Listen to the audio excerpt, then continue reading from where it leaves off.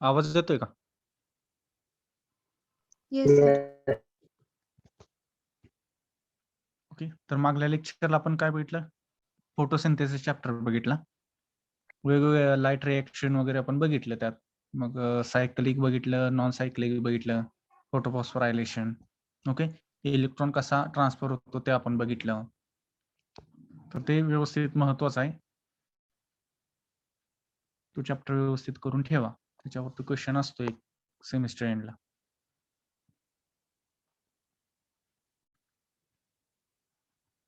तर आता आपण या चॅप्टरला डार्क रिएक्शन, आता इथून पुढे जे होणार आहे आपण आता डार्क रिएक्शन बघणार आहे. ओके, ज्या की स्ट्रोमामध्ये ऑकर्स होतात.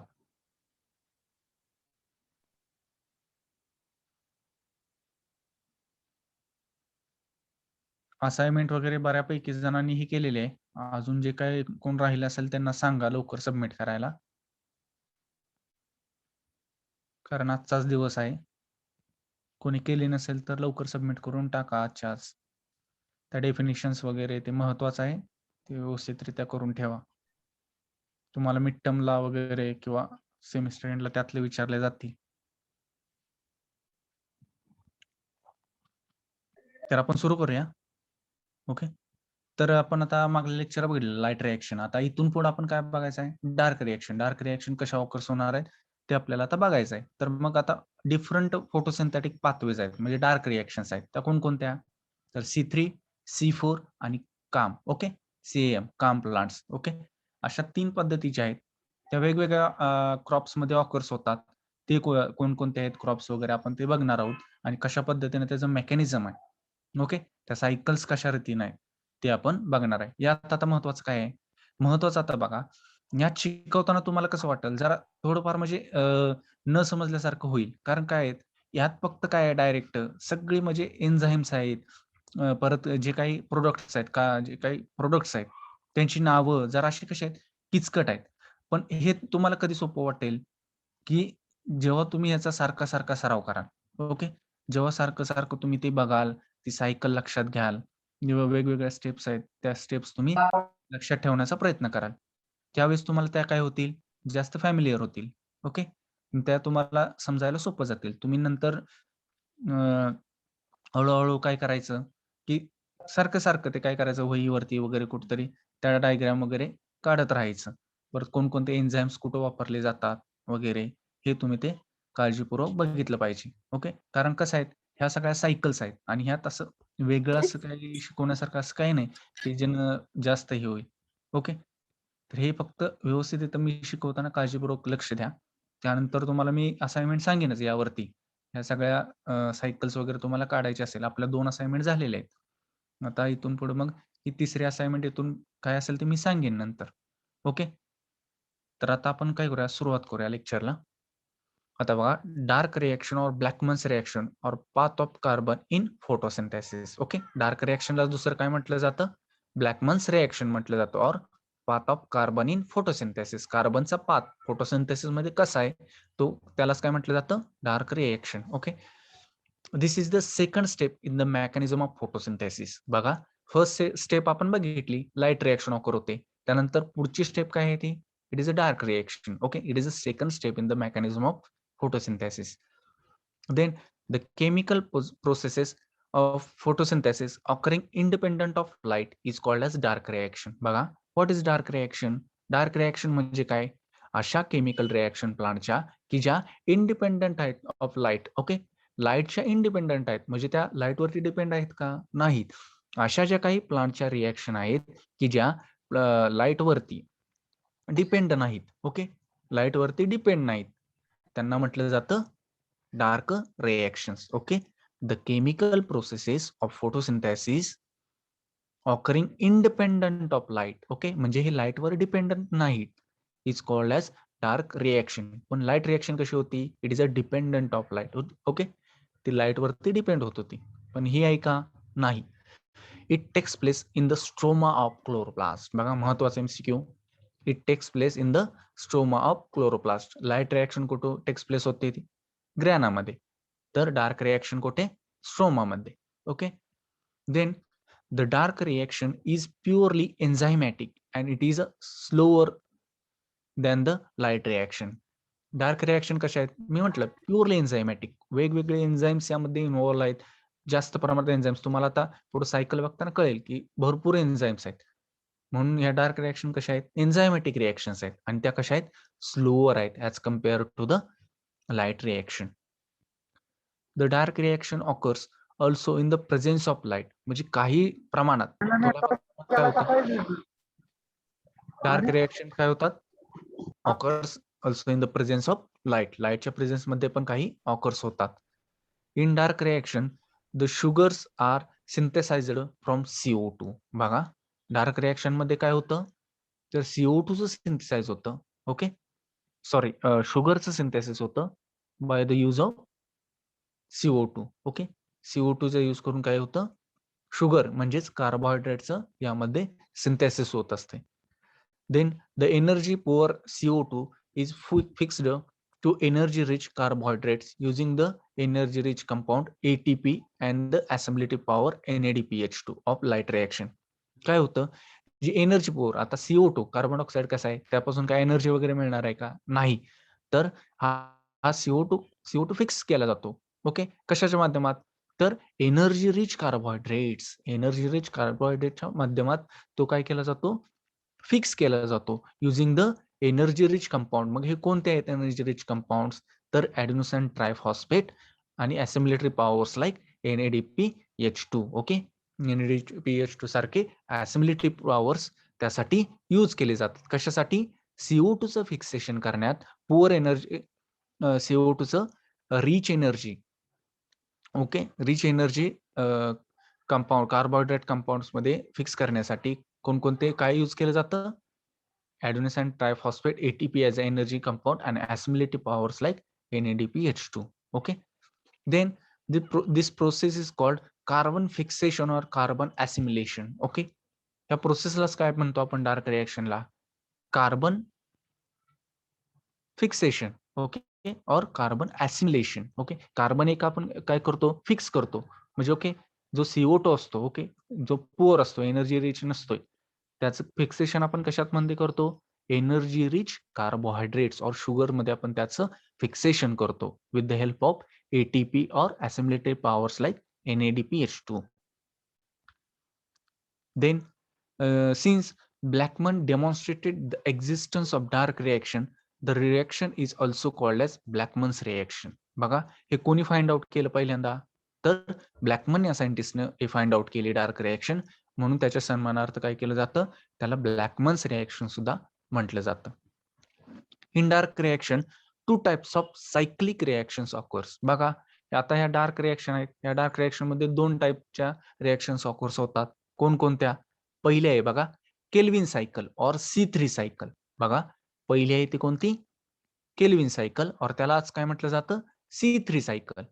And second one is Hatch and Slack's pathway और C4 सायकल.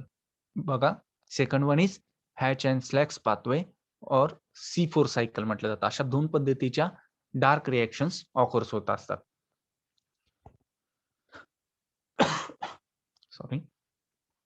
त्यानंतर आता फर्स्ट वन आपण बघूया, केल्विन सायकल और C3 सायकल आपण बघूया.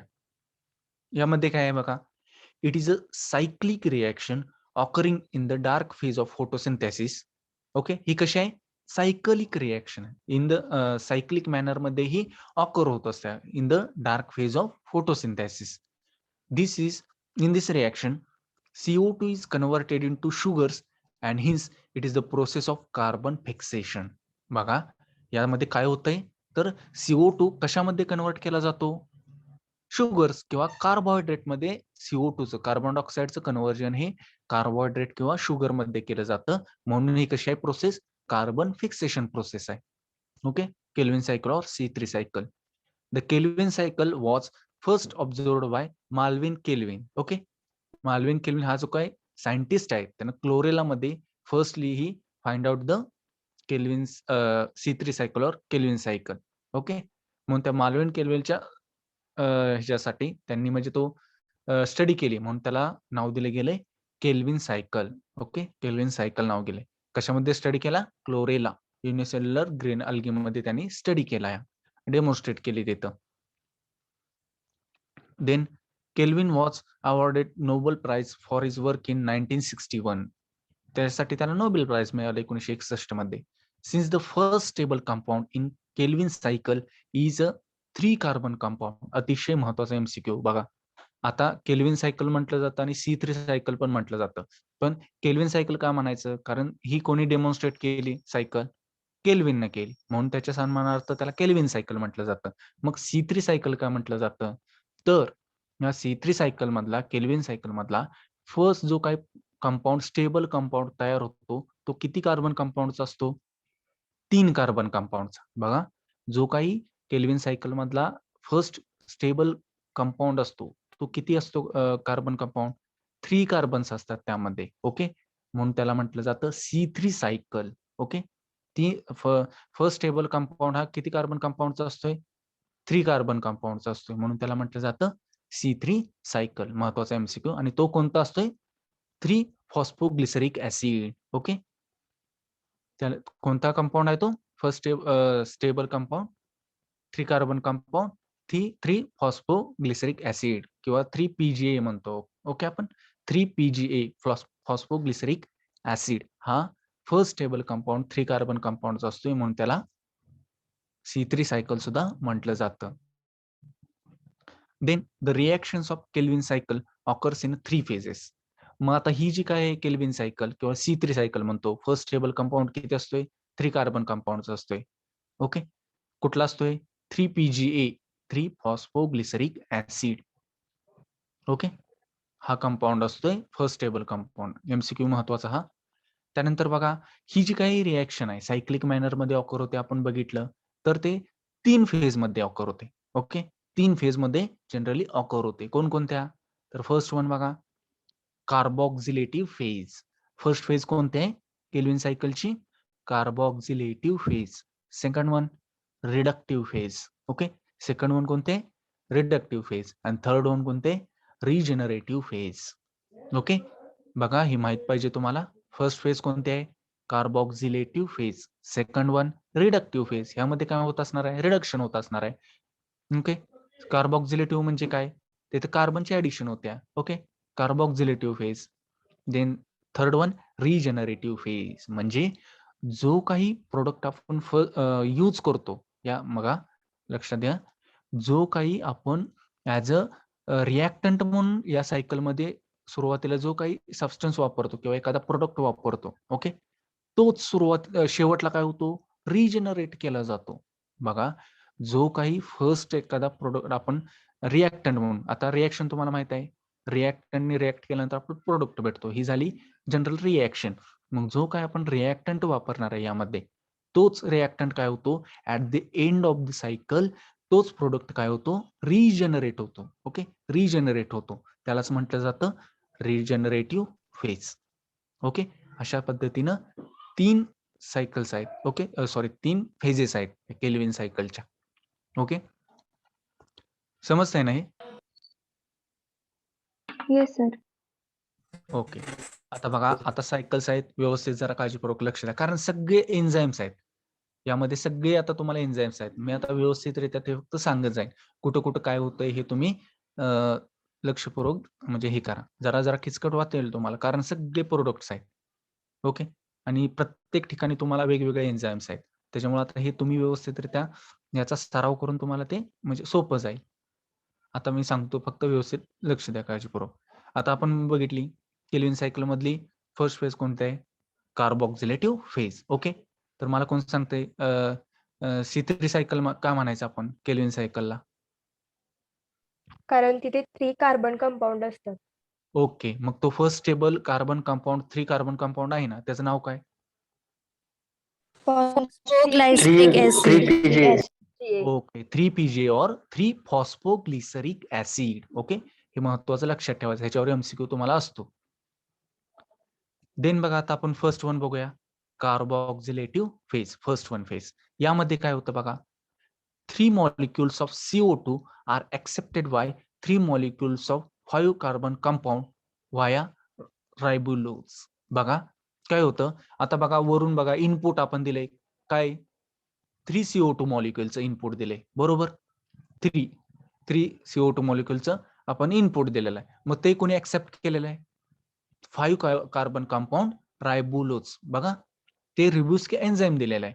आणि आता इथं महत्वाचं बघा, आता रिब्युस्क आलंय म्हणून सांगतो. रिब्युस्क ही असे एन्झाईम आहे की which is abundant in nature. सगळ्यात जास्त नेचरमध्ये जर कोणतं एन्झाईम प्रेझेंट असेल, ओके, प्लांट मधलं, तर ते कोणतं आहे?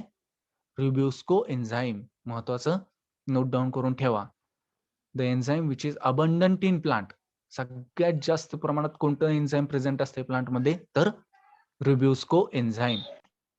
ओके. देन बघा, आपण इनपुट दिलं. आता आपण बघितलं CO2 येतोय. यामध्ये आपण बघितलेलं की डार्क रिएक्शन म्हणतानाच आपण म्हटलंय की काय होतंय? केल्विन सायकल काय होतंय? आपण म्हटलंय की CO2 चं काय करतंय? फिक्सेशन केलं जातं. म्हणजे काय? CO2 is converted into sugar or carbohydrate. त्याचं कन्व्हर्जन कसं होतंय आपण बघूया. आता इनपुट आपण CO2 चं दिलं. ते कोणी ऍक्सेप्ट केलं? 5 carbon compound ribulose. Okay, ribulose diphosphate. बघा, आता हा पहिला कंपाऊंड आहे आपला. हा रिएक्टंट म्हणून आपण वापरलाय. कुठला? रायबुलोज डायफॉस्फेट. बघा, आता ऍट द एंड सुद्धा तो जनरेट होणार आहे. हे आपल्याला लक्षात ठेवायचं आहे. फर्स्ट कोणता वापरला आपण? CO2 इनपुट दिलं. ओके, 3 मॉलिक्युलचं. त्यानंतर कशावरती? 5 carbon compound ribulose diphosphate. Okay, त्यामुळे काय प्रोडक्ट फॉर्म झाला? To form 3 molecules of un unstable intermediate 6 carbon compound. बघा, त्यामुळे काय तयार झालं? 6 कार्बन कंपाऊंड एक तयार झाला. तो कसा आहे? इंटरमिजिएट अँड अनस्टेबल आहे. अनस्टेबल आहे. तो स्टेबल आहे का? नाही. This reaction is catalyzed by the enzyme carboxy dismutase. Okay, dismutase, carboxy dismutase हे जे काही एन्झाईम आहे, या एन्झाईमनं ती काय केली? रिएक्शन कॅटलाइज केली. ओके, आता माहित आहे आपल्याला व्हॉट इज कॅटलिस्ट. कॅटलिस्ट म्हणजे काय? कोण सांगतंय? Which increases the rate of reaction. Okay, मग रेट रिएक्शन इन्क्रीज करतो, मग तो स्वतः ऍक्टिव्हली पार्टिसिपेट होतो का? नाही. Okay, very good. कारण हा स्वतःहून भाग घेत नाही त्या रिएक्शन मध्ये. ओके, ऍक्टिव्हली पार्टिसिपेट होत नाही, पण रेट ऑफ रिएक्शन काय करतो? इन्क्रीज करतो. थोडक्यात सिंपल भाषेत लक्षात ठेवायचं, आग लाव्या. आग लाव्या असतात का नाही? म्हणजे ते आता समजा दोघांचं भांडण लावलंय, तिसरे असतात बघा, अरे अरे तुला एवढं मारलं बघा, त्यानं असं केलं, तुला तसं केलं. जे आग लावणारे असतात ते स्वतः भांडणात इन्व्हॉल्व्ह होतात का? नाही. ते काय करायचं? नुसतं फक्त त्यांच्यात भांडणं लावून द्यायची. हेच त्यांचं काम असते. तसंच कॅटलिस्ट आहे. कॅटलिस्ट म्हणलं की इथनं पुढे लक्षात ठेवायचं, आग लाव्या. आग लावणार. फक्त ऍक्टिव्हली पार्टिसिपेट होतो का त्या भांडणात? नाही. ओके, तर कॅटलिस्ट हे लक्षात ठेवा. Okay, the substance which increase the rate of reaction without taking actively participate in the reaction, this product is called as catalyst. Okay, then बघा, आता आपण बघितलं काय केलं आपण बघा. फर्स्ट 3 कार्बनचं CO2 चं आपण इनपुट दिलं. कशावरती? 5 कार्बन कंपाऊंड कोणता? रायबुलोज डायफॉस्फेट.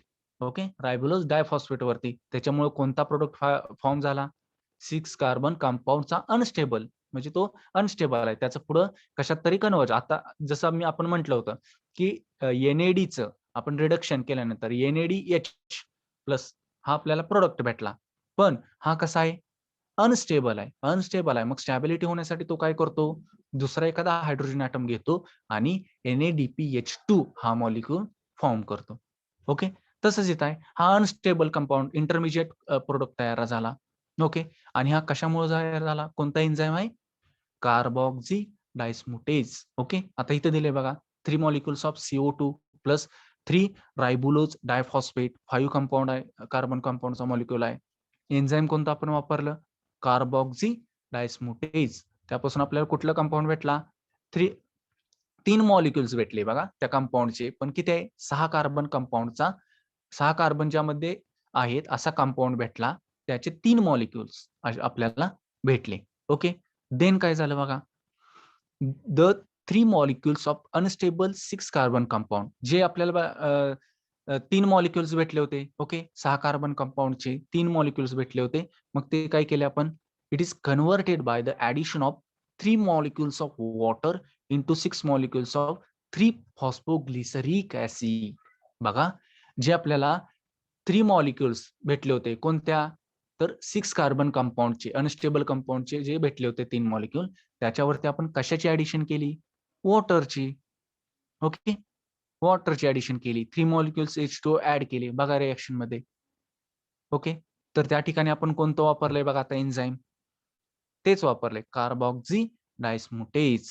ओके, कार्बॉक्झी डायस्मुटेज हे एन्झाईम वापरलं, त्यामुळे रिझल्टंट प्रोडक्ट आपल्याला कोणता भेटला, 3 फॉस्फोग्लिसरिक ऍसिड. आणि बघा हाच प्रोडक्ट काय आहे आपण म्हटलेलं की फर्स्ट स्टेबल कंपाऊंड आहे. ओके, फर्स्ट स्टेबल कंपाऊंड हा किती कार्बन ऍटम्स आहे, 3 कार्बन ऍटम्स आहे. ओके, म्हणून आपण याला या सायकलला काय म्हणतो, C3 सायकल और केल्विन सायकल. आलं लक्षात? ओके, समजतंय नाही? Yes sir. ओके, काळजीपूर्वक लक्ष द्या, कारण कसं आहे आता हे टर्म्स वगैरे यातल्या आता नवीनच आहेत, एन्झाईम्स आहेत वगैरे, हे आता अशा पद्धतीने सांगितलं पाहिजे. ह्याच्यापेक्षा आता सोपी मला वाटतं मेथड आहे दुसरी कुठली. फक्त तुम्ही व्यवस्थितरित्या हे झाल्यानंतर व्यवस्थितरित्या 1-2दा त्याचा सराव चांगला करा. कसं लक्षात येते हे बघा, कुठं कुठं एन्झाईम कोणतं वापरतात वगैरे. ओके, आपण बघितलं काय झालं फर्स्ट स्टेपमध्ये की 3 मॉलिक्युल CO2 चे ऍड केले कशावरती, 3 रायबुलोज डायफॉस्फेट वरती. कोणतं एन्झाईम, कार्बॉक्झी डायस्मुटेज. ओके, आपल्याला काय भेटलं, 3 अनस्टेबल इंटरमिजिएट 6 कार्बन कंपाऊंड भेटला. त्यावरती नंतर काय केलं, सेकंड स्टेपला आपण वॉटरची ऍडिशन केली. एन्झाईम तेच कार्बॉक्झी डायस्मुटेज. त्यामुळे आपल्याला या रिएक्शन मधला, या सायकल मधला first stable 3 carbon compound product मिळाला. कोणता, तर 3 फॉस्फोग्लिसरिक ऍसिड और 3 PGA. ओके, हे आपल्याला फर्स्ट स्टेबल कार्बन कंपाऊंड भेटला. किती कार्बनचा आहे, 3 कार्बनचा आहे. ओके, म्हणून त्याला म्हटलं जातं C3 सायकल.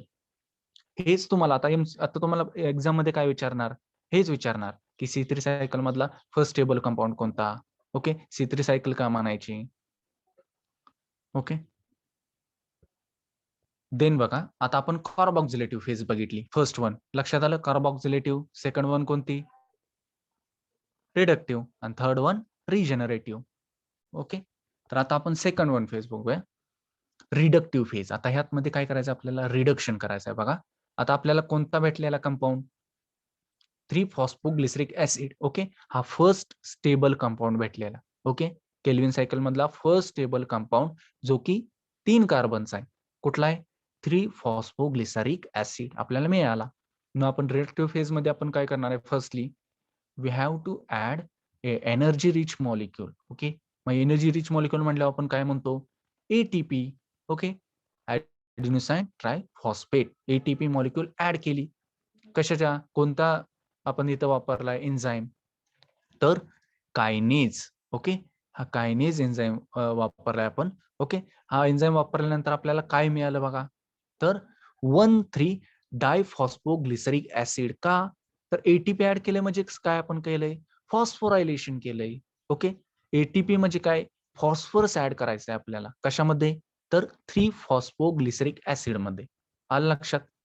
ओके, एक फॉस्फरस मॉलिक्यूल आपल्याला ATP मधला 3 फॉस्फोग्लिसरिक ऍसिड मध्ये ऍड करायचा आहे. ओके, त्यासाठी ATP आपण वापरलं आणि एन्झाईम कोणतं वापरलं, कायनेज. ओके, त्यामुळे आपल्याला रिझल्टंट प्रोडक्ट कोणता मिळाला, 1,3 डायफॉस्फोग्लिसरिक ऍसिड. पहिला एकच होता, बरोबर का नाही, 3 मॉलिक्यूल आहेत, ते 3 म्हणजे 3 मॉलिक्यूल आहेत फॉस्फोग्लिसरिक ऍसिडचे.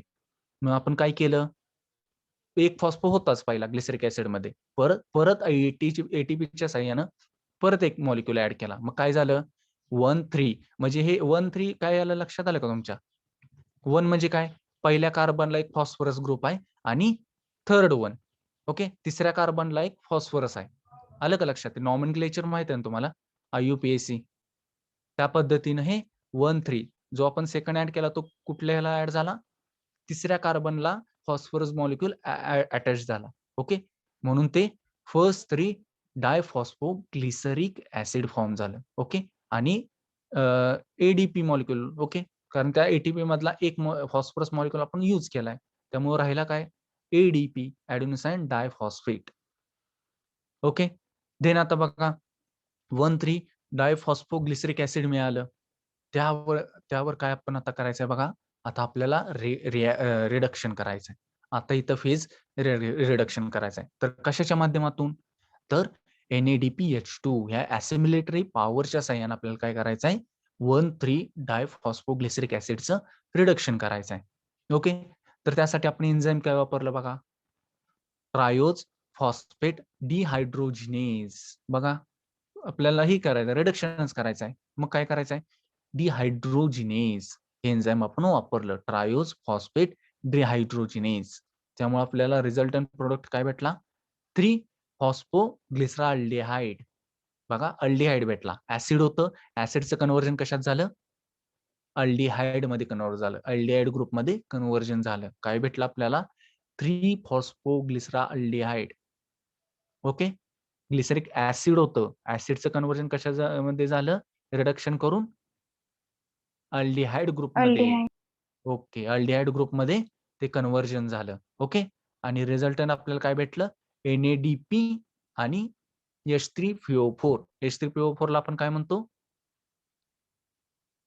काय म्हणतो? नेम काय त्याचं? Chemical name?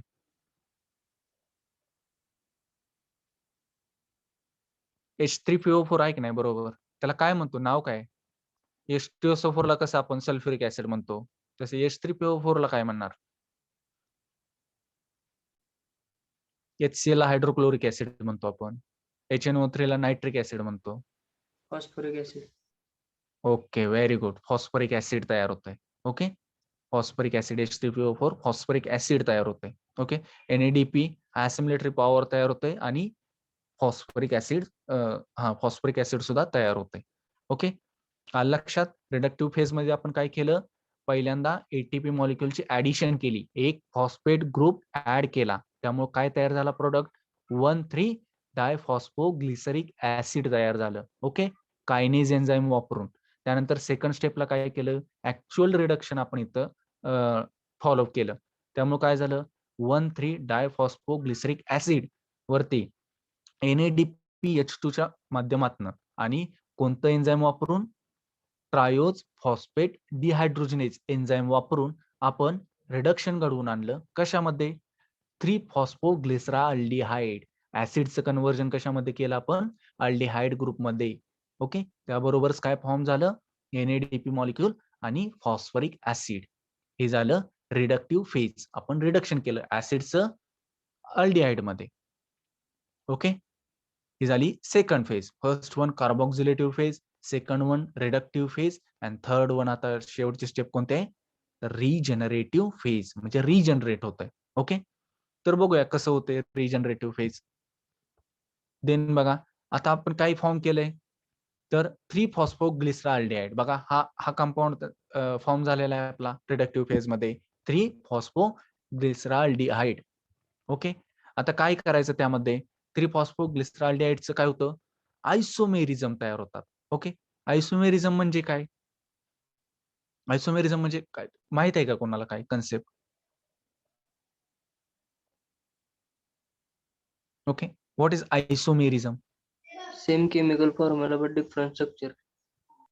Very good. Same chemical, okay. Chemical पण चालेल किंवा molecular formula. Okay. Compound having same molecular formula. Okay.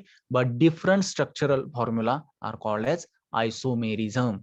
Okay. Isomers म्हणायचं आणि जो काही फेनॉमेनॉन आहे हा, त्याला आयसोमेरिझम म्हटलं जातं. ओके. पुन्हा एकदा सांगतो, व्हॉट इज आयसोमेरिझम?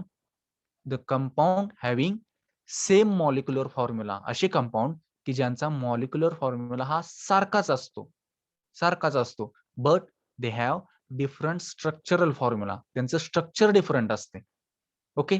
अशांना म्हटलं जातं आयसोमर्स. ओके. आणि हा जो काही फेनोमेनॉन आहे किंवा ही जी काही टोटल प्रोसेस आहे, त्याला म्हटलं जातं आयसोमेरिझम. ओके. आता इथं आयसोमेरिझम घडतंय म्हणजे काय होतंय? 3-फॉस्फोग्लिसराल्डिहाइडचं कन्व्हर्जन कशात होतंय? डायहायड्रॉक्सी ऍसिटोन. बघा, कीटोन मध्ये कन्व्हर्जन झालं. अल्डिहाइडचं कन्व्हर्जन कशामध्ये झालं? कीटोन मध्ये. पण मला सांगा, 3-फॉस्फोग्लिसराल्डिहाइड आणि डायहायड्रॉक्सी ऍसिटोन हे जे काही कंपाऊंड आहेत, त्यांचं मॉलिक्युलर फॉर्म्युला कसा असणार आहे? कसं असणार आहे, हे एकमेकांचे आयसोमर्स आहेत, म्हणजे त्यांचा मॉलिक्युलर फॉर्म्युला कसा असणार, सेम. सेम मॉलिक्युलर फॉर्म्युला असणार आहे. फक्त त्यांचं काय आहे, स्ट्रक्चर जे काय आहे, ओके, स्ट्रक्चर जे काय आहे ते कसं असणार आहे, डिफरंट. डिफरंट असणार आहे. ओके, हा कन्सेप्ट इथं समजू द्या तुम्हाला. त्यासाठी आपण कोणतं एन्झाईम वापरलं, ट्रायोज फॉस्फेट आयसोमरेज. ट्रायोज फॉस्फेट आयसोमरेज हे एन्झाईम आपण यूज केलं इथं. ओके, त्यामुळं बघा आपल्याला जे काही रिडक्टिव्ह फेज मध्ये मिळालेलं 3-फॉस्फोग्लिसराल्डिहाइड कशापासून, ऍसिड पासून आपण अल्डिहाइड मध्ये कन्व्हर्जन केलेलं. त्या अल्डिहाइडचं आता आपण कशात कन्व्हर्जन केलं, कीटोन मध्ये. ओके, कीटोन मध्ये काय वापरून, आयसोमेरिझम वापरून किंवा आयसोमर वापरून आपण त्याचं ऍसिटोन किंवा कीटोन मध्ये कन्व्हर्जन केलं. डायहायड्रॉक्झी ऍसिटोन फॉस्फेट मध्ये कन्व्हर्जन झालं त्याच. देन बघा 3-फॉस्फोग्लिसराल्डिहाइडचं ऍडिशन केली आपण कशात, डायहायड्रॉक्झी ऍसिटोन फॉस्फेटचं. ओके, फॉस्फेट मध्ये ऍडिशन केली. त्यावेळेस पण एन्झाईम कोणतं वापरलं आपण, अल्डोलेज. ओके, अल्डोलेज एन्झाईम वापरलं आणि आपलं काय फॉर्म झालं, फ्रुक्टोज 1,6 डायफॉस्फेट. कारण आपल्याला किती मॉलिक्युल्स भेटले होते पहिल्यांदा, 6 मॉलिक्युल्स भेटले होते बरं का.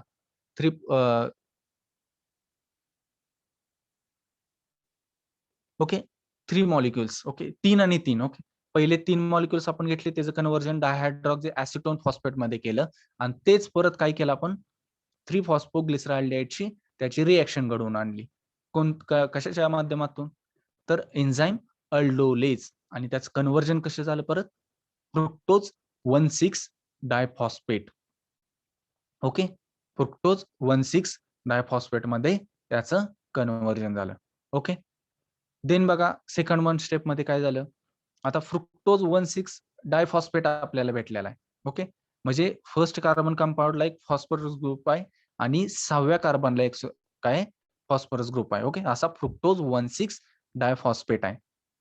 त्याचं काय केलं आपण, फॉस्फोरायलेज एन्झाईम वापरलं. बघा, फॉस्फोरायलेज एन्झाईम म्हणजे काय, रिमूव्हल केला एक फॉस्फेट ग्रुप, आपण यातनं काय केला, रिमूव्हल केला. त्यामुळे काय राहिलं, फ्रुक्टोज 6 फॉस्फेट म्हणजे 6व्या कार्बन कंपाऊंडला.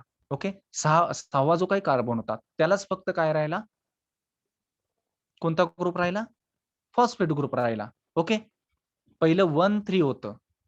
ओके, 1,6 होतं, त्यातला एक फॉस्फोरायलेज एन्झाईम वापरून एक फॉस्फेट ग्रुप आपण काढून टाकला.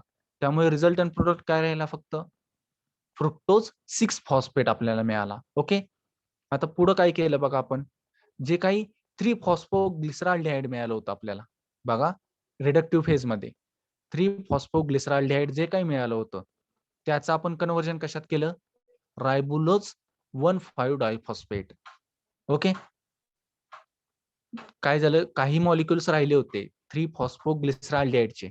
ओके, त्याचं कन्व्हर्जन कशात केलं, रायबुलोज 1,5 डायफॉस्फेट मध्ये. ओके, आणि परत जे काही 3-फॉस्फोग्लिसराल्डिहाइड होते त्याच्यावरती ऍडिशन आपण कशाची केली, जो काही आपण फ्रुक्टोज 6 फॉस्फेट तयार केला होता ना काही मॉलिक्युल पासून थोड्याफार. ओके, फ्रुक्टोज 1,6 डायफॉस्फेट वरती फॉस्फोरायलेज किंवा फॉस्फेट ग्रुप एक रिमूव्हल करून फ्रुक्टोज 6 फॉस्फेट मिळालं होतं. ओके, ते आणि जे काय आपलं 3-फॉस्फोग्लिसराल्डिहाइड, ओके, 3-फॉस्फोग्लिसराल्डिहाइड आहे त्याची ऍडिशन करून, आणि एन्झाईम कोणतं वापरलं आपण, ट्रान्सकिटोलेज. ओके, ट्रान्सकिटोलेज एन्झाईम वापरलं. त्यामुळे आपल्याला काय भेटलं, एरिथ्रोज 4 फॉस्फेट आणि झायलोज 5 फॉस्फेट. ओके, एरिथ्रोज 4 फॉस्फेट आणि झायलोज 5 फॉस्फेट असे एन्झाईम्स भेटले. ओके, त्यानंतर बघा जे काय आपल्याला इरिथ्रोज 4 फॉस्फेट मिळाला होता. ओके, आता शेवटच्या स्टेप मध्ये आपल्याला काय मिळालं बघा, इरिथ्रोज 4 फॉस्फेट आणि झायलोज 5 फॉस्फेट हे कंपाऊंड दोन मिळाले. त्यातला आपण पुढच्या स्टेपला कोणता घेतला, erythrose 4 phosphate. Okay, which is combined with dihydroxy acetone phosphate. आपण बघितले DHAP, डायहायड्रॉक्झी ऍसिटोन फॉस्फेट मध्ये आपण ते कंबाईन केलं. कशाच्या, कोणत्या एन्झाईमच्या प्रेझेन्स मध्ये, तर अल्डोलेजच्या ह्या एन्झाईमच्या प्रेझेन्स मध्ये आपण इरिथ्रोज 4 फॉस्फेट आणि डायहायड्रॉक्झी ऍसिटोन फॉस्फेटचं कॉम्बिनेशन केलं अल्डोलेज एन्झाईमच्या प्रेझेन्समध्ये. आपल्याला काय मिळालं? सिडोहेप्ट्युलोज 1,7 डायफॉस्फेट. ओके. आता हे एन्झाईम्स वेगवेगळे नाव आहेत बरं का. हे आता तुम्ही व्यवस्थित याचा सराव केला पाहिजे सारखं सारखं, तर ते तुम्हाला लक्षात येतील. ओके. याला आता ह्याच्यापेक्षा सोपी मेथड नाही की असं सांगितलं पाहिजे तसं होतंय, कारण हे एन्झाईमची नावं आहेत, ते नावं दिलीच पाहिजेत. ओके. दुसरी नावं ही करून चालणार नाही. एखाद्या रामला श्याम म्हणून बोलवलं तर चालणार नाही. आहे तीच नावं आपल्याला ही केली पाहिजेत. ओके. लक्षात येते तुमच्या? तर काय झालं आपण बघा, मागच्या स्टेपमध्ये काय केलं होतं आपण? इरिथ्रोज 4 फॉस्फेट ओके आणि 5 झायलोज 5 फॉस्फेट हे कंपाऊंड 2 तयार झाले होते. त्यातला आपल्याला फक्त जो लागणार आहे तो कोणता? इरिथ्रोज 4 फॉस्फेट चे कॉम्बिनेशन केलं. कशाच्या माध्यमातून? DHAP dihydroxy acetone phosphate in presence of enzyme aldolase. काय फॉर्म झालं? Sedoheptulose 1,7 diphosphate. ओके. त्यानंतर काय झालं पुढच्या स्टेपला? जे काय सिडोहेप्ट्युलोज डायफॉस्फेट होतं, ओके, 1,7 डायफॉस्फेट होतं. म्हणजे हे कळतंय ना 1,7 काय असते ते? ओके. सिडोहेप्ट्युलोज म्हणजे हेप्ट्युलोज म्हणजे किती कार्बन असणार मला सांगा? हेप्ट्युलोज म्हणजे म्हटलं 6. 7 असणार. Very good. हेक्झोज म्हणल्यावर 6 असणार. हेप्ट्युलोज म्हणल्यावर हेप्टा मीन्स 7. ओके. 7 कार्बन्स असणार. मग काय त्यांनी म्हटलंय? डायफॉस्फेट म्हणलंय की नाही, मग त्यातला एक फॉस्फेट हा पहिल्या कार्बन ऍटमला असतात म्हणून फर्स्ट म्हटलंय. आणि दुसरा जो काही फॉस्फरस ऍटम आहे किंवा फॉस्फरस मॉलिक्युल आहे तो कुठं असणार आहे? किती वेळेला असणार आहे अटॅच? 7व्या कार्बन ऍटमला अटॅच असणार आहे, म्हणून त्याला सिडोहेप्ट्युलोज 1,7 डायफॉस्फेट म्हटलं जातं. ओके. क्लिअर? ओके. आता ही मिळालेलं आहे कंपाऊंड. त्यावरती आपण काय केलं? एडीपीचं ऍडिशन केली किंवा कॉम्बिनेशन केलं आपण एडीपीचं in presence of phosphate molecule, phosphatase enzyme. Okay. Phosphatase enzyme. तर काय फॉर्म झालं? Sedoheptulose 7 phosphate. बघा, फॉस्फेटेज एन्झाईम ऍड केलं म्हणजेच काय केलं आपण? त्यातनं सिडोहेप्ट्युलोज 1,7 डायफॉस्फेट मधला एक फॉस्फेट मॉलिक्युल काय केला? रिमूव्हल केलाय आपण. आलं लक्षात? रिमूव्हल केलाय. ओके. त्याच्यामुळे काय फॉर्म झालंय? सिडोहेप्ट्युलोज 7 फॉस्फेट. फक्त 7व्याच कार्बन ऍटमला फॉस्फेट एक ग्रुप तेवढा राहिलेला आहे. फर्स्ट कार्बनचा काय झालेला आहे? रिमूव्ह केलाय आपण. आणि तो कुठे गेला एक फॉस्फेट ग्रुप?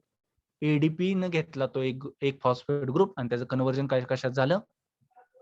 ATP ॲडेनोसाईन ट्रायफॉस्फेट मध्ये. ओके. एडीपीचं कन्व्हर्जन कशात झालं? ATP मध्ये. आलं लक्षात? ही रिएक्शन अशी झाली. त्यानंतर बघा आता पुढं काय? तर सिडोहेप्ट्युलोज 7 फॉस्फेट आपल्याला मिळाला होता, बरोबर? त्याचं कन्व्हर्जन आपण कशात केलं?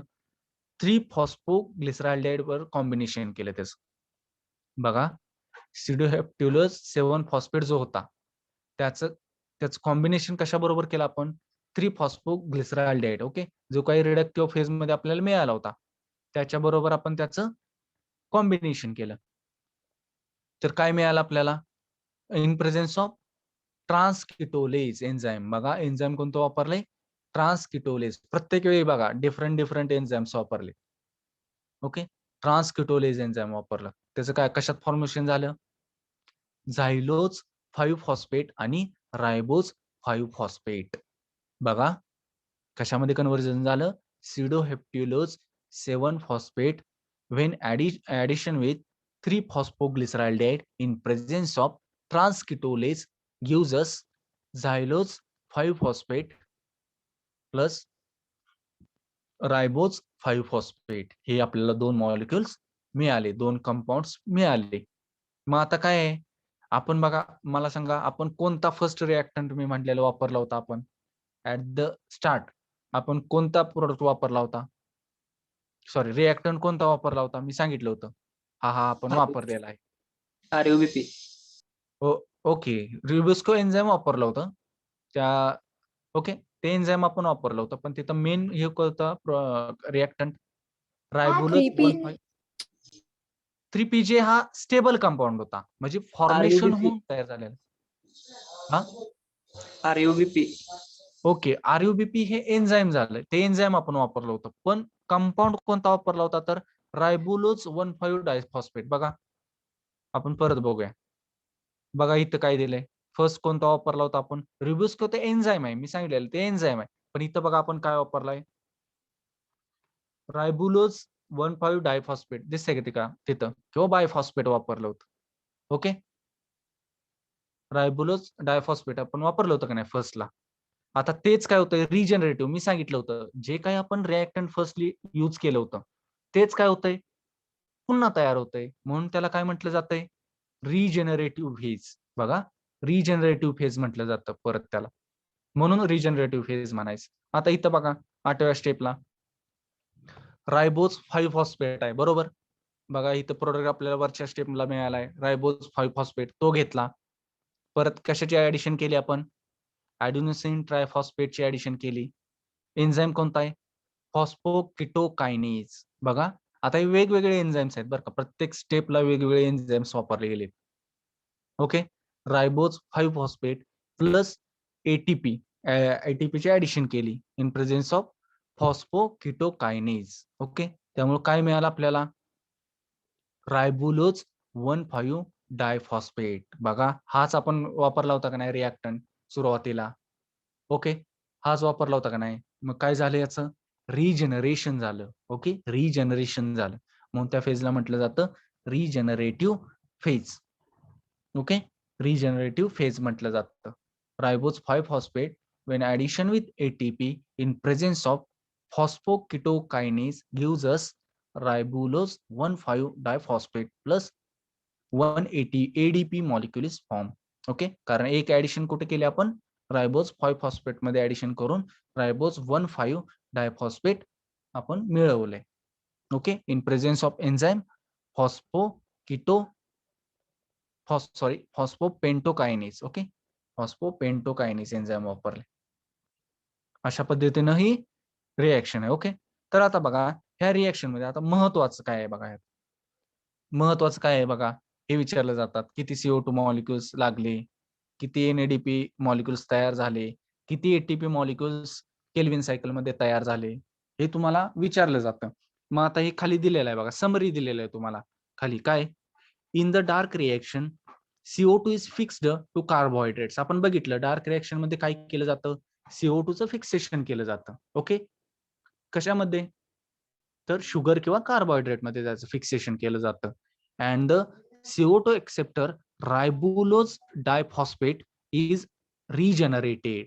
काय होतं, CO2 एक्सेप्टर आहे ना आपण, तो प्रोडक्ट काय झालं होतं, त्यानं CO2 एक्सेप्ट केलं होतं. थ्री मॉलिक्युल्स ऑफ CO2 आपण काय केले होते, इनपुट म्हणून दिले होते, ते एक्सेप्ट कुणी केलं, रायबुलोज 1,5 बायफॉस्फेट किंवा डायफॉस्फेट यानं एक्सेप्ट केलं इन प्रेझेन्स ऑफ एन्झाईम रिब्युस्को. हे कसा एन्झाईम, मी सांगितलं होतं अबंडंट आहे, मोस्टली अबंडंट म्हणजे फाउंड एन्झाईम इन प्लांट कोणता आहे तर रिब्युस्को. ओके, देन बघा काय झालं, in Calvin cycle 12 NADPH2 and 18 ATPs are required to fix 6 CO2 molecules. बघा महत्वाचं, आणि हे कुठेतरी नोट डाऊन करून ठेवा. केल्विन सायकल मध्ये बघा 12 NADPH2 आणि 18 ATP मॉलिक्युल्स लागतात. कशासाठी, 6 CO2 मॉलिक्युल्स फिक्स करण्यासाठी. बघा फक्त 6 CO2 चे मॉलिक्युल फिक्स करण्यासाठी. कशामध्ये, शुगर किंवा कार्बोहायड्रेट मध्ये. NADPH2 चे किती मॉलिक्युल्स लागतात, 12, आणि 18 मॉलिक्युल्स कशाचे, ATP चे लागतात. ओके, हे तुम्ही लक्षात ठेवा.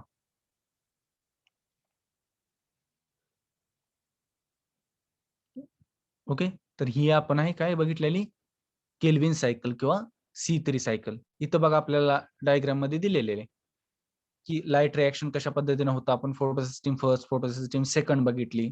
ओके, तर मला सांगा बोथ द फोटोसिस्टीम्स म्हणजे PS1 आणि PS सेकंड कोणत्या रिएक्शन मध्ये म्हणजे इन्व्हॉल्व होतात, ऍक्टिव्हली पार्टिसिपेट होतात. Non cyclic. Non-cyclic photofosphorylation. Very good, non cyclic मध्ये काय होतात, त्या दोन्ही सुद्धा रिएक्शन काय होतात, ऍक्टिव्हली पार्टिसिपेट होतात. Photo PS1 and PS second. Okay. आता इथं दिलंय बघा कशा पद्धतीने लाईट रिएक्शन होतात आणि त्या डिपेंडंट आहेत. आपण बघितलं होतं. मला सांगा सायक्लिक मध्ये किती एटीपी मॉलिक्युल्स तयार होतात? 4. 2 2 होतात, 4 नाही. 2 एटीपी आपण बघितलं ना, 2 ठिकाणी ते एटीपी मॉलिक्युल्स तयार होतात आणि नॉन सायक्लिक मध्ये किती होतात? 1 1 व्हेरी गुड. एकच होतो.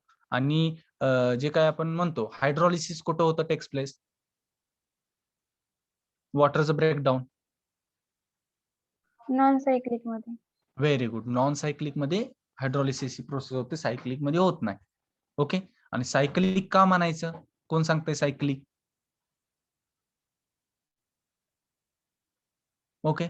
सायक्लिक का म्हणायचं आणि नॉन सायक्लिक याला का म्हणायचं? इलेक्ट्रॉन वापस येऊन जाते जागेवर त्याच्या व्हेरी गुड. पोझिशन. ओके. जिथून लॉस केलाय P700 आहे. ओके. रिएक्शन सेंटर तिथून लॉस केलेला इलेक्ट्रॉन परत कुठे येतोय फिरून? त्याच ठिकाणी येतोय P700 कडे, म्हणून त्याला काय म्हणतात. आणि सायक्लिक मॅनर मध्ये. ओके. वेगवेगळे ते काय इलेक्ट्रॉन ऍक्सेप्टर्स आहेत. ओके. कोएन्झाइम्स काय करतात, ते धरून ठेवतात आणि पुढे ट्रान्समिट करतात. ओके. ह्या ज्या सायकल मधून पासून परत त्याच ठिकाणी येतो, मूळ ठिकाणी, म्हणून त्याला काय म्हटलं जातं, सायकलिक. आणि नॉन सायक्लिक मध्ये येतो का? नाही. नाही. ओके. तर आपण बघितलं. आणि हा डिपेंडंट कशा आहे बघा. आता केल्विन सायकल, C3 सायकल आणि लाईट रिएक्शन कशी डिपेंडेंट आहे बघा. ओके. बघा आपण बघितलं होतं की एटीपी मॉलिक्यूल तयार होतात आणि NADPH, ओके, हा मॉलिक्यूल तयार होतोय. NADPH परत इकडे डार्क रिएक्शन मध्ये जाताना स्टेबल कंपाऊंड NADPH2 मध्ये होतं कन्व्हर्जन. बघा मी सांगितलं होतं, कोणीतरी प्रश्न विचारला होता की NADPH का होतं, H2 तुम्ही म्हटला होता. तो स्टेबल आहे, हा अनस्टेबल आहे NADPH. तो स्टेबिलिटी त्याला स्टेबल राहण्यासाठी तो अजून एक हायड्रोजन मॉलिक्यूल घेतो आणि पुढे पास आउट होतो. ओके. आणि ते आपण बघितले कसं यूज केलं जातं रिडक्शनसाठी. ओके. ऍसिडचं, कार्बोक्सिलिक ऍसिडचं, सॉरी ग्लिसरिक ऍसिडचं कशामध्ये आपण अल्डिहाइड ग्रुपमध्ये कन्व्हर्जन केलं. ओके. अशा पद्धतीनं जे बघा एटीपी तयार होतोय, तीन एटीपी झाले लाईट रिएक्शन मध्ये टोटल. 2 कशात? सायक्लिक मध्ये आणि 1 नॉन सायक्लिक मध्ये. आणि NADPH सुद्धा तयार झाला होता. तो कशासाठी वापरला आपण? केल्विन सायकल मध्ये वापरला ऍज अ एनर्जी सोर्स किंवा फॉस्फोरायलेशन साठी, फॉस्फेट मॉलिक्यूल ऍड करण्यासाठी. ओके. आणि बघा जे काही NADP जे काही तयार होतं, NADP आणि ADP. ओके. NADP आणि ADP आपण कशासाठी वापरलं होतं? तर लाईट रिएक्शन मध्ये बघा. बरोबर. ADP plus inorganic phosphate PI. Okay. हे ऍडिशन करून आपण ATP मिळवलं होतं. बरोबर ना? लाईट रिएक्शन मध्ये आपण ते मिळवलं होतं. तसं बघा इकडे यूज कसं झालंय केल्विन सायकल मध्ये. CO2 आपण वापरलं. कोणी घेतला? रायबोलोज 1,5 डायफॉस्फेट नंतर एक्सेप्ट केला. रिब्यूस कोएन्झाइम महत्वाचं. परत कशामध्ये? कार्बोक्सिलेटिव्ह फेज. ओके. कार्बोक्सिलेटिव्ह फेज झाली. त्यानंतर आपल्याला फर्स्ट स्टेबल कंपाऊंड कोणता भेटला? 3-फॉस्फोग्लिसरलेट किंवा त्यालाच म्हटलं जातं 3-फॉस्फोग्लिसरिक ऍसिड, 3PGA. हा फर्स्ट स्टेबल कंपाऊंड आहे केल्विन सायकलचा. आणि किती कंपाऊंड असतोय? किती कार्बन कंपाऊंड असतात त्यात? तर 3 असतात. म्हणून त्याला काय आपण म्हणतो? C3 cycle. ओके. त्यानंतर त्याचं कन्व्हर्जन कशात होतंय? ओके. परत कन्व्हर्जन होणार कशात? रिडक्टिव्ह फेज मध्ये. रिडक्टिव्ह फेज मध्ये जे काय तयार झालेलं आहे त्याचं परत कशात होता? रिजनरेटिव्ह फेज मध्ये. आणि ऍट द एंड आपल्याला कोणता प्रोडक्ट भेटतो? रायबोलस 1,5 बायफॉस्फेट. ओके. अशा पद्धतीने ही केल्विन सायकल किंवा C3 सायकल ऑकर्स होत असते. त्यातलं तुम्ही व्यवस्थितरित्या लक्षपूर्वक तुम्ही बघून घ्या. ओके. कारण हे अशा पद्धतीनेच हे करावं लागणार आहे. आणि काय करायचं आज आता पुढची असाइनमेंट म्हणजे पुढच्या आठवड्यात तुम्ही सबमिट केली तरी चालेल, काही अडचण नाही. ओके. पुढच्या आठवड्यात केली तरी किंवा संडे पर्यंत जरी तुम्ही केली ती तरी चालेल. ही डायग्रॅम, ओके, ही जी सायकल आहे ती व्यवस्थितरित्या तुम्ही डायग्रॅमॅटिक स्कीमॅटिक डायग्रॅम व्यवस्थितरित्या काढायची. ओके. आणि ती तुमची तिसरी असाइनमेंट असेल ही. आणि पुढची एक आहे आपण आता घेणार आहे C3 cycle, C4 cycle. Okay. अतिशय सिंपल आहे, अतिशय सिंपल आहे पुढची सायकल. ही डायग्रॅम आणि ही डायग्राम. ओके, या 2 डायग्राम तुम्ही असाइनमेंट नंबर 3 म्हणून तुम्ही काढून ते ग्रुपवरती सेंड करा. ओके, हे सराव केल्यानंतर तुम्हाला लक्षात येईल बरं का. सोपं आहे, फक्त जरा काय पाहिजे, सराव पाहिजे. एकदा तुमच्या लक्षात ती थीम आली ना, काय काय करायचं, कुठं काय करायचं, तर तुम्हाला इझिली ती हे होऊन जाईल. आणि एवढं काय असं किचकट विचारलं जात नाही तुम्हाला. तुम्हाला वरवरच विचारलं जातं एक्झामला. ओके, डिटेल असं का नाही, काही नाही. तुम्ही फक्त एक ढोबळ मारणं आपण जो म्हणतो ना, कन्सेप्ट काय आहे नक्की त्यातला. त्यात 3 फेजेस असतात. नक्की काय होतं? एंड प्रॉडक्ट लक्षात ठेवायचा. त्या एंड प्रॉडक्टवरतीच पुढच्या ह्याच्यावर डिपेंड असते रिएक्शन. ओके, फक्त आता तुम्हाला महत्त्वाचं काय आता आहे, तर कोणत्या ठिकाणी कोणतं एन्झाइम वापरलं जातं हे तेवढं तुम्हाला व्यवस्थितरित्या लक्ष ठेवून काळजीपूर्वक बघितलं पाहिजे. आता सेकंड बघूया आपण बघा. C4 cycle or Hatch and Slack's pathway. Okay, C4 cycle आता आपण बघूया. यामध्ये काय आहे बघा, it is the alternate pathway of C3 cycle to fix CO2. बघा, ज्या पाथवेनं केल्विन सायकल किंवा C3 सायकल मध्ये CO2 फिक्स करत होतो आपण कशामध्ये, शुगर किंवा कार्बोहायड्रेट मध्ये एखाद्या कंपाऊंड मध्ये, त्यालाच काय आहे हा C4 सायकल अल्टरनेट पाथवे आहे, म्हणजे दुसऱ्या पद्धतीने. जर तुम्ही आता समजा मुंबईला जायला एक मार्ग आहे, पुण्यावरून आहे, पण एखादा फिरून सुद्धा जाऊ शकतो, नगरवरनं नाशिकवरनं पण जाऊ शकतो. ओके, असे डिफरंट पाथवेज आहेत. तोच मार्ग नाही निवडायचा, दुसरा पण त्याला म्हणजे पाथ आहेत, मार्ग आहेत जायला. तसंच आहे C3 सायकल आहे. ओके, C3 सायकलनं कसं होतं की आपल्याला एक अचीव्ह करायचं आहे, त्यालाच अल्टरनेटिव्ह पाथ कोणता आहे तर C4 पाथवे. ओके, त्याला म्हटलं जातं हॅच अँड स्लॅक्स पाथवे, कारण ह्या सायंटिस्टने काय केलं, पहिल्यांदा डेमॉन्स्ट्रेट केलं म्हणून त्यांचं नाव दिले हॅच अँड स्लॅक्स पाथवे. आता मला सांगा, आपण C4 सायकल म्हणतोय, मग यामध्ये किती कार्बन कंपाऊंडचा स्टेबल कंपाऊंड असणार आहे? First stable कार्बनचा. ओके, म्हणून त्याला म्हटलं जातं C4 cycle. Okay, C4 cycle. आणि पहिली आपण बघितली C3 सायकल. यात बघा, it is the alternate pathway of C3 cycle to fix CO2. In this cycle the first formed stable compound is of 4 carbon compound. बघा, मी सांगितलं तसं की जो काही फर्स्ट स्टेबल कंपाऊंड आहे तो किती कार्बन कंपाऊंडचा आहे? 4. तर कोणता आहे तो महत्वाचा आता? ऑक्झॅलो ऍसेटिक ऍसिड. बघा, ऑक्झॅलो ऍसिटिक ऍसिड हा 4 carbon compound first stable compound आहे. कोणत्या ह्याच्यातला सायकल मधला? C4 सायकल मधला और हॅच अँड स्लॅक्स पाथवे मधला. हे तुम्ही नोट डाऊन करताय ना, फर्स्ट स्टेबल कंपाऊंड कोणता, किती कार्बन कंपाऊंडचा आहे, C4 सायकल का म्हणायचं, C3 सायकल का म्हणायचं. ओके, ह्यातला बघा C4 मधला first formed stable compound of 4 carbon atom is कोणता आहे? ऑक्झॅलो ऍसेटिक acid. Hence, it is called as C4 cycle. The pathway is also called as Hatch and Slacks, as they worked out the pathway in 1966, and it is also called as C4 dicarboxylic acid pathway. Okay, त्याला अजून कसं काय म्हटलं जातं? C4 dicarboxylic acid pathway. This pathway is commonly seen in many grasses, sugarcane, maize, sorghum and amaranthus. Very very important. बघा, MCQ तुम्हाला प्रत्येक वेळी ह्याच्यावरती MCR ला किंवा JRF ला तर एक क्वेश्चन असतोच की C4 प्लांटची किंवा C4 क्रॉपची एक्झाम्पल कोणता आहे पुढील पैकी. मग तुम्हाला 4 ऑप्शन देतात, त्यातलं तुम्ही एक सिलेक्ट करायचा असतोय. तर ह्यापैकी एखादा असू शकतोय बघा, ग्रासेस, शुगरकेन, मेज, सॉर्गम आणि अमॅरॅन्थस जे काय आहे. ओके, हे कशाचे एक्झाम्पल्स आहेत? C4 सायकल किंवा C4 प्लांटचे विचारलं जातं बघा. C3 प्लांट्स, C4 प्लांट्स कोणते, काम प्लांट्स कोणते, C3 प्लांट्स कोणते, जे जनरल आहेत ते आपले रेग्युलर, वीट असेल, तुमचं राईस असेल, ओके, बाजरा असेल, बाकीचे जे काही क्रॉप्स आहेत जनरल, ते कशामध्ये मोडतात? C3 सायकल मध्ये किंवा C3 प्लांट्स म्हणून मोडतात. आणि C4 मध्ये बघा, हे मोजकेच उदाहरण आहेत, म्हणून हे महत्वाचं आहे आणि हेच विचारलं जातं एक्झाम्पलला. जे काही थोडंफार असते ना तेच विचारलं जातं बघा. C3 कॉमन झाले, पण C4 स्पेसिफिकच आहेत. कोणकोणते? ग्रासेस, शुगरकेन, मेज, सॉर्गम आणि अमॅरॅन्थस. ओके, देन बघा, the C4 plants show a different type of leaf anatomy. आता महत्वाचं बघा, C4 आणि C3 मध्ये काय नक्की डिफरन्स आहे. ओके, का आपण C4 प्लांट आणि C3 मध्ये डिफरन्शिएट करायचं, तर ते कशाच्या बेसिसवर आहे ते आता इथं सांगितलंय. The chloroplast are dimorphic in nature. बघा, डायमॉर्फ म्हणजे काय, दोन फॉर्म मध्ये असतात.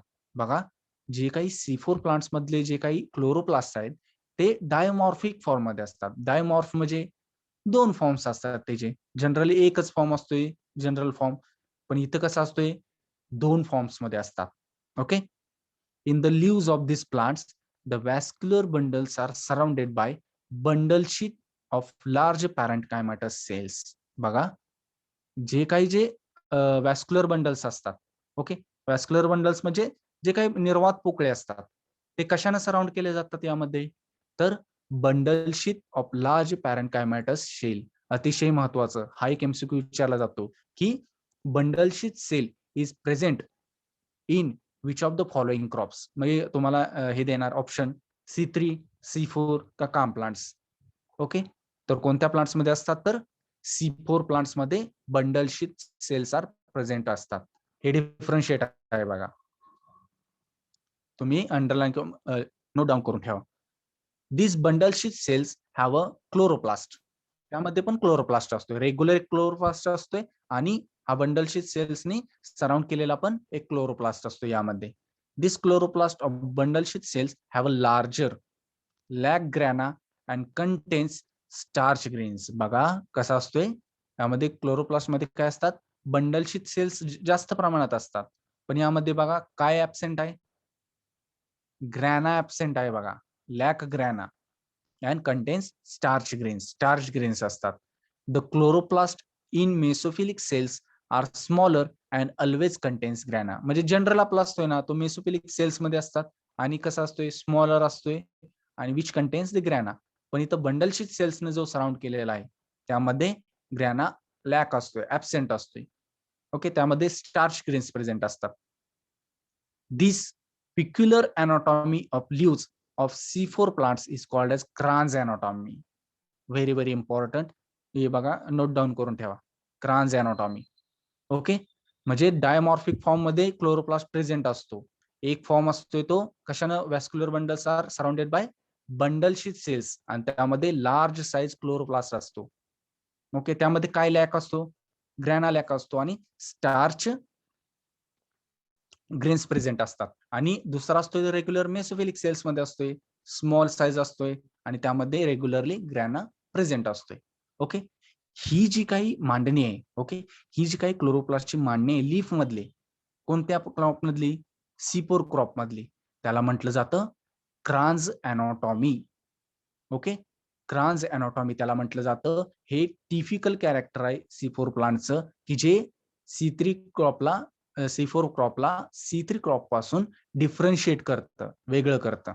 ओके, तर ह्या एक एमसीक्यू तुम्हाला विचारतात की Kranz anatomy is present in which of the following crops.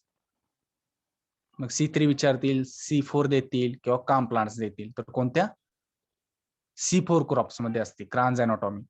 अतिशय महत्वाचं आहे बरं काही character. Kranz anatomy is present in C4 plants और Hatch and Slack's pathway.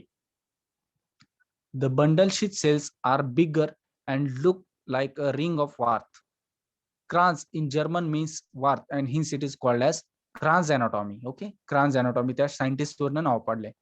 The C4 cycle involves two carboxylation reactions. त्यामध्ये काय, दोन कार्बोक्सिलेशन रिएक्शन्स आहेत. One taking place in chloroplast of mesophilic cells and another is chloroplast of bundle sheet cells. मी म्हटलं दोन टाईपचे chloroplast असतात, एक मेसोफिल सेल मधला आणि एक बंडल शीट सेल मधला. ओके, या दोन कुठं, मग या दोन ह्याच्यामध्ये कोणकोणत्या रिएक्शन होतात, इन्व्हॉल्व दोन कार्बोक्सिलेशन रिएक्शन्स इन्व्हॉल्व होतात. There are 4 steps in Hatch and Slack's pathway. 4 steps आहेत, कोणकोणते बघा. एक आहे तो carboxylation, second one is breakdown, third one is splitting and fourth one is phosphorylation. बघा महत्वाचं आहे, कोणकोणते स्टेप बघा. पहिल्यांदा carboxylation, second one is breakdown होतंय बघा, थर्ड वन स्प्लिटिंग, स्प्लिट होतंय, आणि फोर्थ वन फॉस्फोरायलेशन म्हणजे फॉस्फेटची ऍडिशन. आता बघा फर्स्ट वन दिलंय कार्बॉक्सिलेशन. यामध्ये काय होणार आहे बघा, फॉस्फोइनॉल पायुरवेट. ओके, जो काही 3 कार्बन कंपाऊंड होता, फॉस्फोइनॉल पायुरवेट 3 कार्बन कंपाऊंड. त्याच्या अगोदर आपण बघूया, it takes place in the chloroplast of mesophyllic cells. Phosphoenol pyruvate, a 3 carbon compound, picks up CO2. CO2 accept करतो. बघा 3 कार्बन कंपाऊंड कोण आहे, फॉस्फोइनॉल पायुरवेट. हा काय करतो, 3 कार्बन कंपाऊंड आहे, तो एक्सेप्ट कोणाला करतो, CO2 ला, and changes into 4 carbon oxaloacetate. Okay, कशामध्ये कन्वर्जन होतं, 4 कार्बन ऑक्झॅलो ऍसिटेट, किंवा त्याला काय आपण म्हणतो, 4 कार्बन ऑक्झॅलो ऍसिटिक ऍसिड सुद्धा म्हणतो त्याला आपण. Okay, in the presence of water, this reaction is catalyzed by the enzyme phosphoenol pyruvate carboxylase. बघा पेप कार्बॉक्सिलेज आपण म्हणतो, शॉर्ट फॉर्म मध्ये पेप कार्बॉक्सिलेज म्हणतो. मग बघा काय झालं, फॉस्फोइनॉल पायुरवेट 3 carbon compound when react with CO2 in presence of water by the enzymes PEP carboxylase. PEP म्हणजे काय, phosphoenol pyruvate carboxylase, which gives us 4 carbon compound oxaloacetate, और त्यालाच आपण काय म्हणतो, ऑक्झॅलोऍसिटिक ऍसिड सुद्धा म्हणतो, आणि प्लस फॉस्फरिक ऍसिड तयार होते. ओके, मग आता ह्यामध्ये बघा फर्स्ट टेबल कंपाऊंड किती कार्बनचा आहे, 4 कार्बनचा आहे. ओके, कोणता आहे, कोणता कंपाऊंड आहे, ऑक्झॅलोऍसिटेट आहे, बरोबर का नाही, ऑक्झॅलोऍसिटेट आहे किंवा ऑक्झॅलोऍसिटिक ऍसिड आहे. ओके, म्हणून त्याला C4 सायकल म्हटलं जातं. Kranz anatomy, bundle sheath cells, okay, हे महत्वाचे आहेत वर्ड्स याच्याशी रिलेटेड.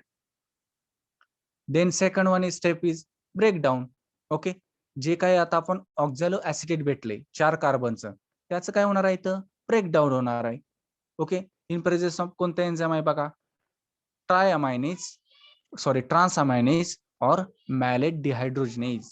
ओके, ट्रान्सअमायनेज आणि मॅलेट डिहायड्रोजनेज या एन्झाइमच्या प्रेझेन्स मध्ये ऑक्झॅलो ऍसिटेटचं ब्रेकडाऊन होतं. कशामध्ये बघा, ऍस्पार्टेट हा 4 कार्बन कंपाऊंड एक तयार होतो, आणि मॅलेट हा दुसरा 4 कार्बन कंपाऊंड तयार होतो. बघा हे 4 कार्बन कंपाऊंड तयार होतात.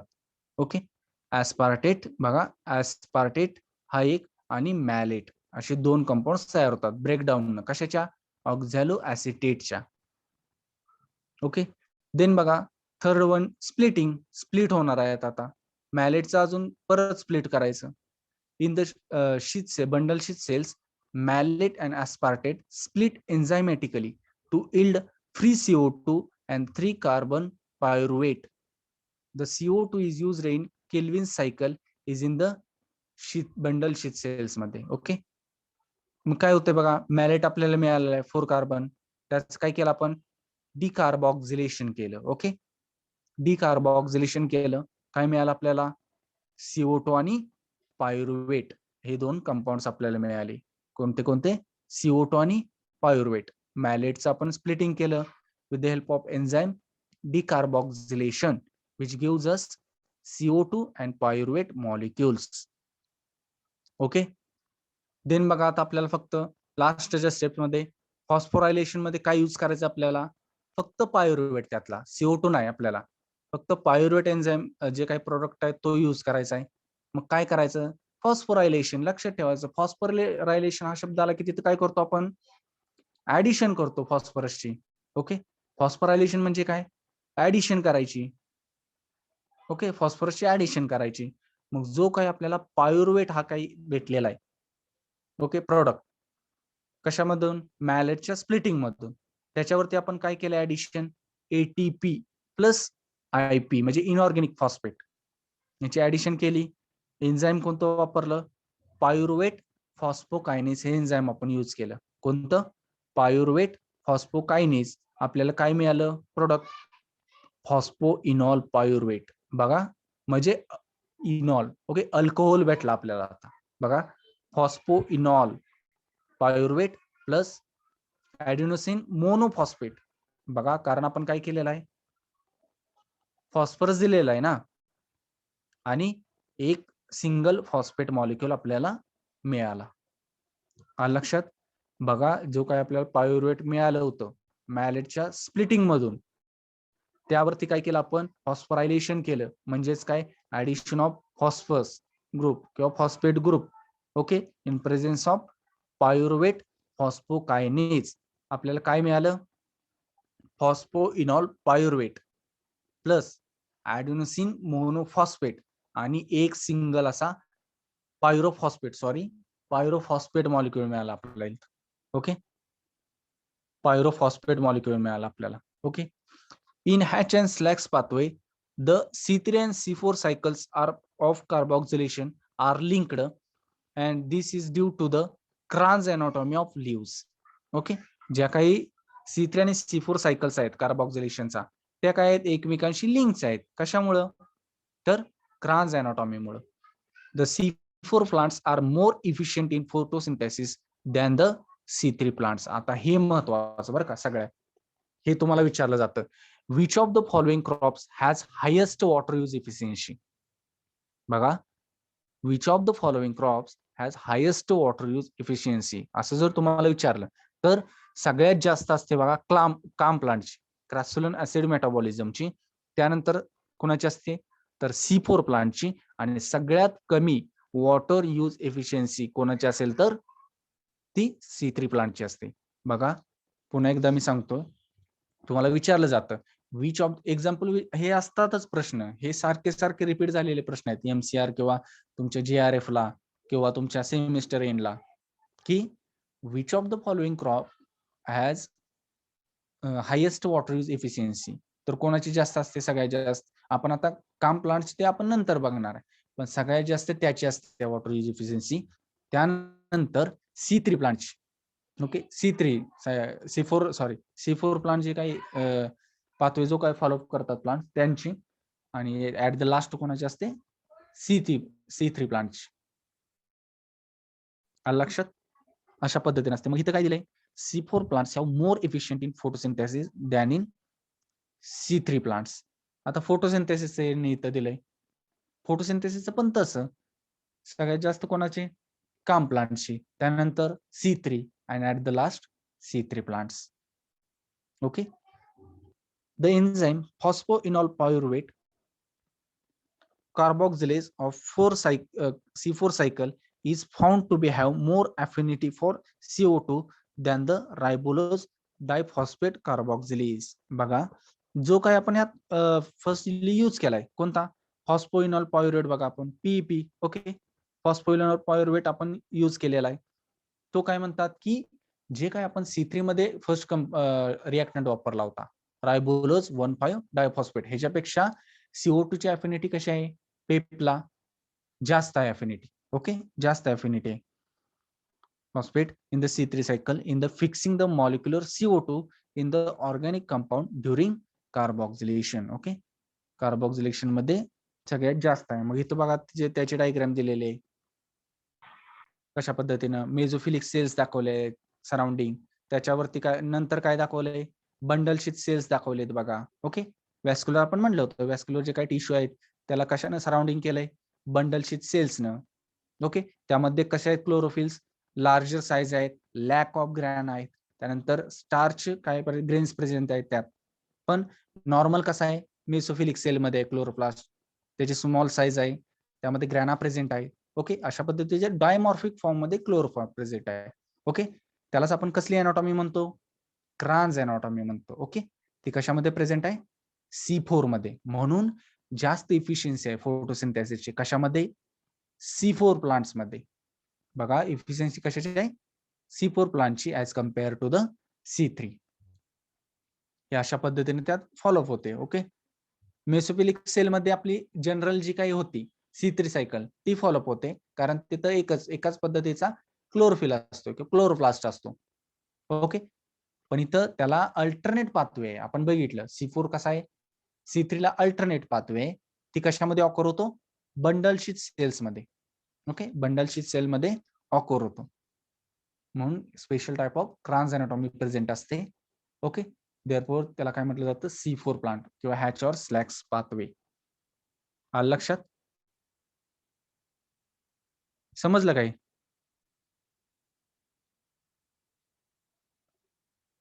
अरे समजलं ना? Yes sir. सर कसं आहे आता हे म्हणजे ह्याच्यापेक्षा तर मी सोपं करून कसं सांगायचं आता, कारण ते तुम्हाला हे पाठ करावंच लागणार आहे आता. हे आता तुम्हाला जे काही दिलेले आहेत, आता ह्याचं नाव बदलून चालेल का? सोप्या भाषेत काय सांगायचं आता सांगा? त्याचं नाव बदलून चालणार नाही ना. नाव आहे तेच दिलं पाहिजे आणि तुम्ही काय केलं पाहिजे, ह्याला एकच पर्याय आहे. हे सोपं आहे रे, फक्त कसं आहे ह्याला सराव लागतोय जास्त.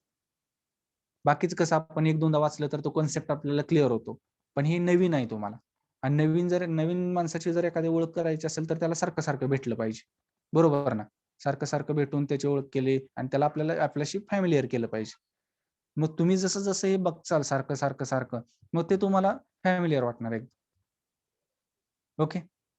तर हे तुम्ही सारखं करा. ही महत्वाचं आहे. C4 सायकल महत्वाची आहे. क्रान्झ एनाटॉमी ही डायग्राम बघा. मी सांगितले आता.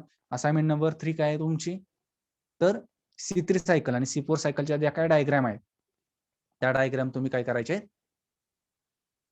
त्याची डायग्राम काढून तुम्ही ते ग्रुपला सेंड करायचं. ओके. आणि त्याचं रेकॉर्ड हे मेंटेन केलं जाते बरं का. जर कोणाला वाटत असेल की कोण बघत नाही वगैरे, हे आता मी ज्यांनी पाठवलेत फर्स्ट आणि सेकंड असाइनमेंट सगळ्यांचा रेकॉर्ड माझ्याकडे आहे. आणि ज्यावेळेस फायनल प्रॅक्टिकल्स असेल किंवा तुमचे मॅन्युअलचे मार्क्स पुटअप करायचे असेल, त्यावेळेस तुमचा हा परफॉर्मन्स तिथं बघितला जातो आणि त्याच्या बेसिसवरती तुम्हाला मार्क दिले जातात. ओके. याचे मार्क्स आहेत तुम्हाला. उगाचच असं दिलंय वगैरे असं नाही. आणि काहीतरी तुम्हाला त्याचा उपयोग आहे. आता बघा तुम्ही मिड टर्मला वगैरे देणार असाल, मी तुम्हाला हे सांगतोय याच्यामधून बऱ्यापैकी क्वेश्चन असतील. फक्त तुम्ही ते व्यवस्थितरित्या अभ्यास केला पाहिजे. नाहीतर एकानं सेंड केलंय, त्याचंच बघून डाउनलोड करायचं आणि तेच आपण लिहून परत काढायचं आणि नुसतं द्यायचं असं करू नका. ते अभ्यास करायसाठी तुम्हाला हे दिलेलं आहे मी असाइनमेंट. व्यवस्थित